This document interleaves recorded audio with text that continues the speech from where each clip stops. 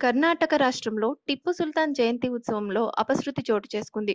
కోలార్ జిల్లాలో టిప్పు సుల్తాన్ పాతకాలం నాటి బాంబు ప్రయోగించే ఫిరంగి రంధ్రంలో గుండు పెట్టి గాల్లో పేలుస్తుండగా ముందుకు పోవలసిన ఫిరంగి గుండు అనూహ్యంగా వెనక్కు పేలింది.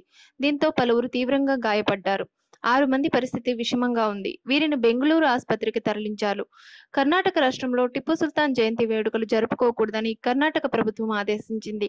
అయినా ప్రతిపక్షాల ప్రోద్బలంతో కొంతమంది జాగ్రత్తలు పాటించకుండా ఉత్సవం జరిపినందుకే ఈ పరిస్థితి వచ్చిందని మండిపడుతున్నారు బీజేపీ నేతలు.